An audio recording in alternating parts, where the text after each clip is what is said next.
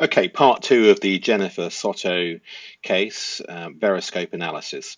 In part one, we covered uh, the fact that in 17 minutes of her police interview for the murder of her daughter, Madeline Soto, we had a very high level of deception markers.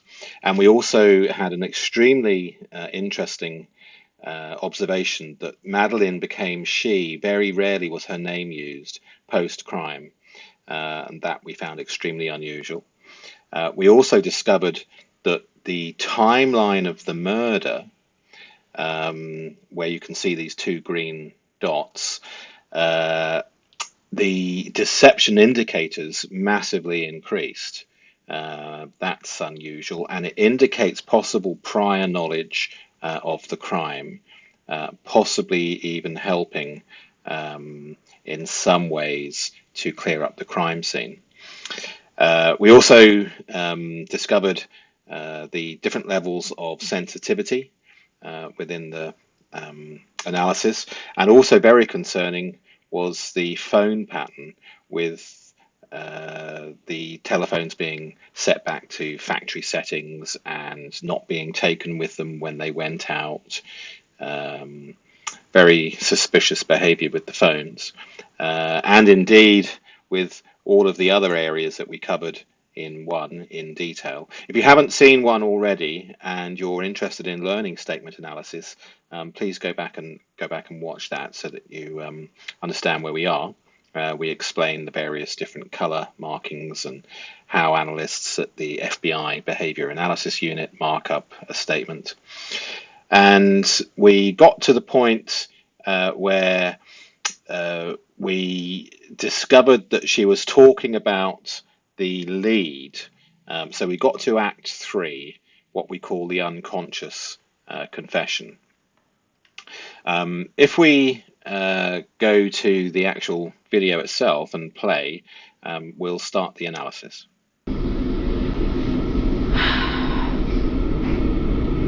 I took my meds, and then I told them to start getting ready for bed, to start heading upstairs and get ready, because it was already almost 11 o'clock. It's past her bedtime. She needs to go to sleep. Okay, I don't know if you noticed there, but we had a tense change.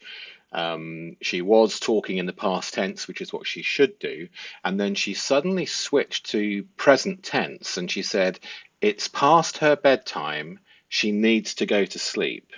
And when we see somebody go from past tense to present tense, very often in their mind, what they're doing when they switch tenses like that is entering fabrication. So, does that tell us? She says, because it was already almost 11 o'clock, it's past her bedtime, she needs to go to sleep.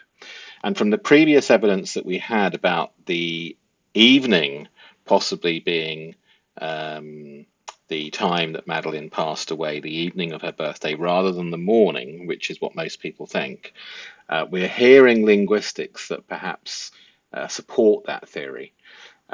She says, because it was already almost 11 o'clock, tense switch, it's past her bedtime, she needs to go to sleep. Listen carefully, let's listen to that again. And then I told them to start getting ready for bed, to start heading upstairs and get ready, because it was already almost 11 o'clock. It's past her bedtime. She needs to go to sleep. Did you hear it? It's fast. In statement analysis, at first you begin to learn the skill reading the actual transcripts, but eventually your skill level should get good enough, rapidly enough, so fairly shortly, where you can listen at conversational speed and pick up all of these clues, which obviously in terms of a life skill is extremely valuable. It means that very few people will be able to deceive you. Very valuable life skill. So I sent them upstairs. I think he may have come down at one point to pee before bed, and then he went back upstairs. He uses my restroom because the roommates upstairs don't want to share a restroom with a male. Yeah, so he uses my restroom. Sorry,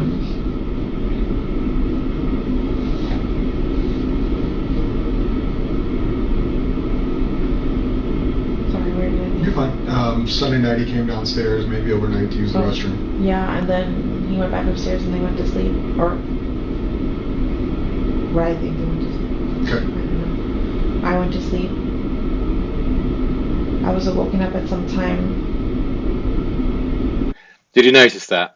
At some time, that's called a temporal lacuna. She could then. For the longest time, I've been saying he woke me up at 8 o'clock in the morning because I assumed he was taking her to school and getting ready for school. But in reality, I don't know what time he woke me up. And getting ready for school, we have another tense change. The sun was out a little bit. It was still a little dark. And I was very sleepy. When I got up, I was kind of drunk. But he came in to walk the dog, to put the leash on the dog and walk him. Okay, so this is where the leash is introduced to the statement. Madeline was found very shortly after this point of the interview, although Jennifer Soto hasn't been told of her daughter's death at this stage. In fact, it might be pertinent to listen to the Orange County Sheriff, who were announcing what you're about to see pretty much coincided with this interview. So thank you for being here. We have some important developments in this case that we want to share with our community. I wish we were here to tell you that we have found Madeline, but we have not found her. Last night, detectives from the Kissimmee Police Department met with Madeline's mother, and they had to tell her the very devastating news that although we have not found Madeline, we are now confident that she is dead. So our efforts will be focused on recovering Madeline. Dozens and dozens of detectives, crime analysts, and specialized team members have been working nonstop and following up on every single lead and every shred of evidence. Our detectives have determined that Madeline was never dropped off on the morning of. If you want bells and whistles on your toothbrush, this isn't for you. Toothbrush brands love selling you gimmicks, Bluetooth, and AI apps. February 26th near her school. Instead, we believe she was already dead at the time and that Stephan STERNS moved her body in the early morning hours on that day. We have video evidence that shows Stephan STERNS discarding items in a dumpster in that apartment complex in Kissimmee at 7:35 on Monday, February 26th. Detectives later recovered Madeline's backpack and her school-issued laptop from that dumpster. At 8:19, we have evidence that shows Stephan STERNS returning to the complex, and Madeline was visible in that vehicle. We believe she was already dead at that time. As a result of that, although the initial missing persons investigation started in Orange County, the Kissimmee Police Department will now be taking over the investigation and will become the lead agency. And of course, the Orange County Sheriff's Office, all of our support personnel will be available and will still be assisting in this investigation. So at this time, I'm going to turn it over to Chief Holland from the Kissimmee Police Department. Chief? Okay, maybe we'll listen to Chief Holland in a little bit. So let's head back to the interview. Dog in the room with you? Yes. So did he wake you up on purpose, or was it just kind of like the causation of him opening the door and you realizing somebody was there? Yeah, the causation of him putting the leash on the dog, because the way the dog reacted, he gets very nervous and will urinate if you put the. Okay, so this is the concerning part of the interview. Let's look at the linguistics in detail. The detective asks, so did he wake you up on purpose, or was it just kind of like the causation of him opening the door? Unfortunately, the detective has introduced a little bit of contamination with the use of the word the causation, which Jenn Soto picks up and says, yeah, the causation of him putting the leash on the dog, because of the way the dog reacted, he gets very nervous and will urinate if you put the leash on him too tightly. There's a possibility that this is what we call in statement analysis leakage. If you imagine that Jenn Soto is aware of the crime and is aware of the nature of the crime, and perhaps the crime happened the evening of the birthday before bedtime, and Madeline was found strangled literally hours after this interview. It's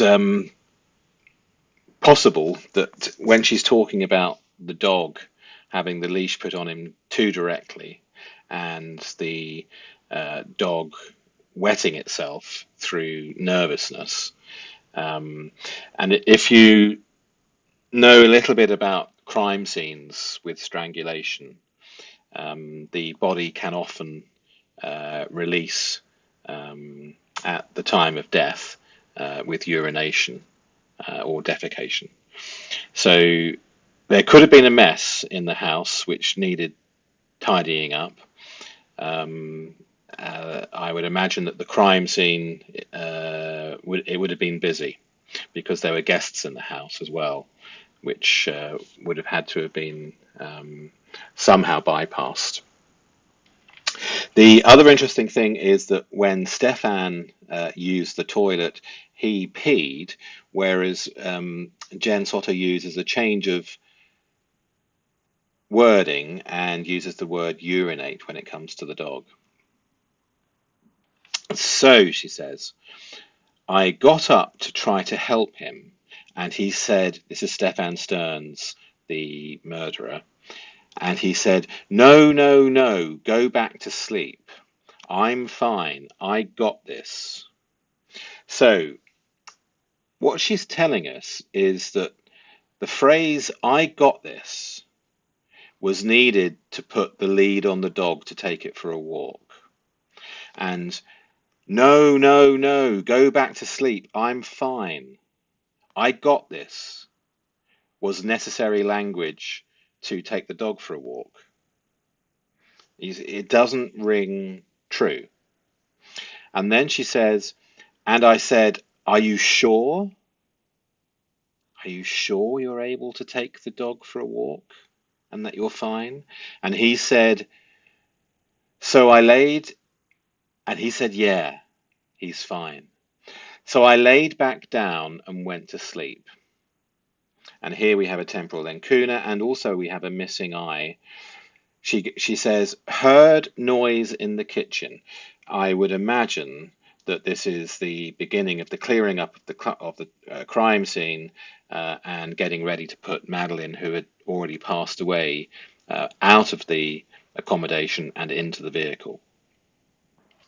And she says, but I'm not sure who it could have been. So AI VEROSCOPE says, let me show you just what happened. Let me show you what just happened, sorry. In describing a dog's reaction to a leash, she provides the exact mechanism of strangulation death.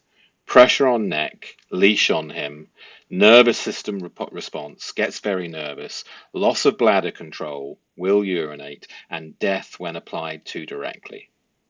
Note she says urinate, not pee, like she used for Stephan. Clinical language emerges under stress. The repeated leash, in pink highlighting, and nervous show extreme sensitivity within this statement. Jennifer's unconscious mind, I believe, in my opinion, holding knowledge of how Madeline died, displaced this linguistics into the safe topic of the dog. It's highly unusual to be interviewed by police officers and talk about your dog being strangled with a leash by the murderer. It's just unusual. The other thing that is unusual is the police officer introduces, almost out of the blue, was the dog in the room with you? To which Jenn Soto answers yes. This leads me to believe that the detective knows something that we don't. And it could be that the detective already has access to the photographs that were found on Stephan's cloud, Google Cloud, effectively what was on his telephone. And because the detective has introduced this completely almost out of the blue, was the dog in the room with you? Which is an unusual sentence, isn't it? I believe that the detective has seen a photograph which might indicate that the cause of death was strangulation with a dog lead. So, yeah, the causation of him putting the leash on the dog, because the way the dog reacted, he gets very nervous and will urinate. It's very, very concerning. And I think this is a truth fracture or leakage of the truth. And it leads me to believe that Jenn Soto had more knowledge of the crime than we're generally led to believe. And possibly it leads me to believe that Jenn Soto was involved in clearing up the crime scene. And if we discover linguistics later on, where she talks about cleaning up mess or doing the laundry when she goes upstairs, that would be the correct linguistics for that theory. So Jenn goes on. Let's go back to the video.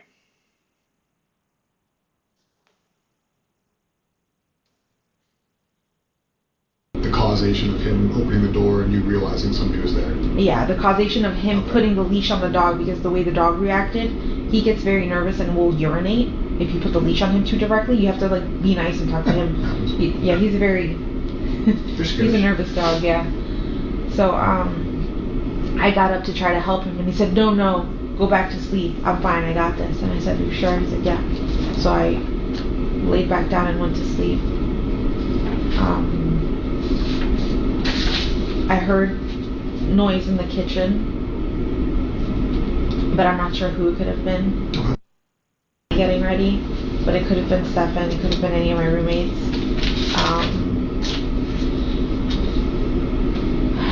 I fell asleep again, and I didn't wake up, I think, until 9 o'clock in the morning. Did you ever leave? So she's distancing herself from whatever occurred in the kitchen, and conveniently just went to sleep and didn't wake up till 9. Need to head into the office? Why not give doggy daycare on Rover a go? Owning a dog was a dream come true.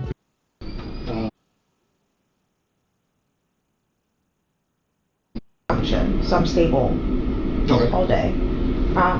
They only work well if I've got a good night's sleep and if I've eaten with them. Then I go Azodone. I'm ready for bed to start heading upstairs and get ready, because it was already almost 11 o'clock. It's past her bedtime. She needs to go to sleep. So I sent them upstairs. I think he may have come down at one point to pee before bed, and then he went back upstairs. He uses my restroom because the roommates upstairs don't want to share a restroom with a male. Okay. Yeah, so he uses my restroom.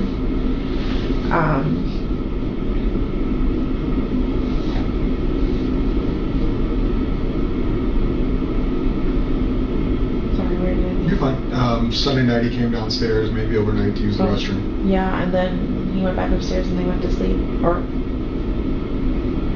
I think they went to sleep. Okay. I went to sleep. Yeah, you see, that's unusual. So she states that he went back upstairs and went to sleep, and then she realizes her mistake because she isn't supposed to know that. She has essentially just made that up. Very concerning. I was awoken up at some time For the longest time, I've been saying he woke me up at 8 o'clock in the morning because I assumed he was taking her to school and getting ready for school. But in reality, I don't know what time he woke me up. The sun was out a little bit. It was still a little dark. And I was very sleepy. When I got up, I was kind of drunk. But he came in to walk the dog. Have you noticed that all of these excuses remove herself from responsibility and remove herself from being aware of the crime? This is the linguistics of somebody who is deliberately doing this removal of responsibility. And yet, at this moment in time, she is supposed to think that her daughter is missing, perhaps has gone off with friends or playing truant. Yet she's deliberately, in my opinion, removing herself from responsibility with too many drugs, bipolar coming back, which, by the way, shouldn't come back from missing your Saturday night drugs. It doesn't work that way.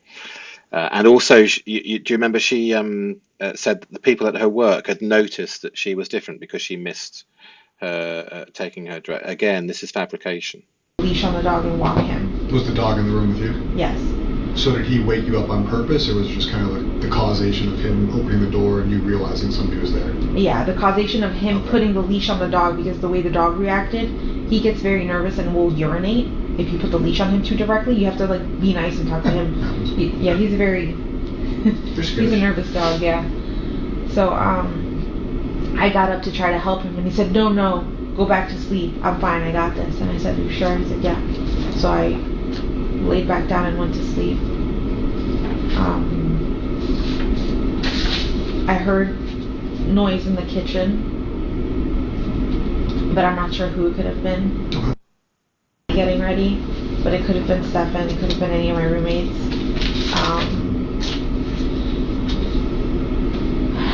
I fell asleep again, and I didn't wake up, I think, until 9 o'clock in the morning. Did you ever leave the bedroom in that time frame? No. So he came in, you were kind of awoken up based on him interacting with the dog, but you stayed in bed, you didn't leave the bedroom. So if you woke up at like 9, so you never... That morning. Monday morning. No. So the last time you would have been Sunday evening? Sunday. Okay.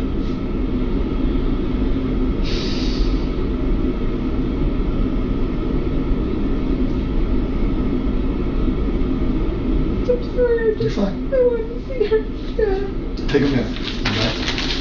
While you take a minute, I was going to ask you earlier, has anybody reached out to you during the time that we've been investigating this to talk about had anything else?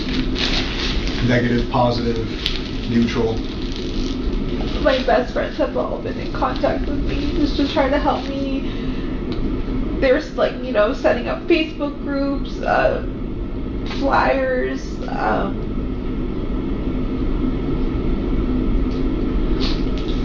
No negative interactions with the public or anything? Nobody's like reached out with tips or accusations or anything like that? Not that I've seen. I've been avoiding social media because my family's telling me to not go on. Would you be okay with our digital people looking at your phone to verify there's no stuff coming into socials, text, things like that? That's fine. Do you have the phone? Yeah.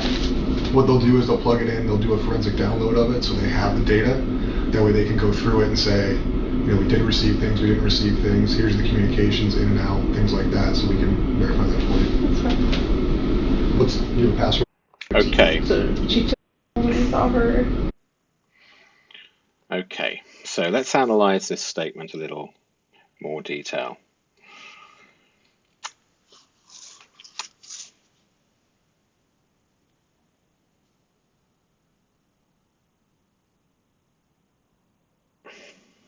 Okay, I think we're going to come back and do this in part 3.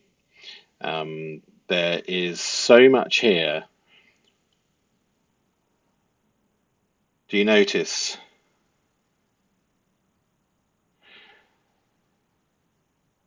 Real sensitivity to 2:30. This is the time frame of the hiding of the body. So the linguistics that are being said within this sentence are actually showing us the time frame of the hiding of the body. She says, later on, he tells me he's going to go back out, and I think this is around 12:30, 1 o'clock. Yeah, this is too important to this needs its own episode. So thank you for watching. Thank you. This is my second video which we're posting up. Thank you to everybody that watched the first one. I hope you've enjoyed the second one. We'll do a third, and hopefully we will make a conclusion as to what VEROSCOPE believes is the percentage chance that this entire statement is deceptive, and therefore if we can get enough forensic linguistic evidence, we might be able to indicate whether or not Jennifer Soto had prior knowledge of the murder and possibly helping to cover up the crime scene. Okay. Oh, subscribe and hit the notification bell if you can, so you'll get part 3. Okay, thanks ever so much.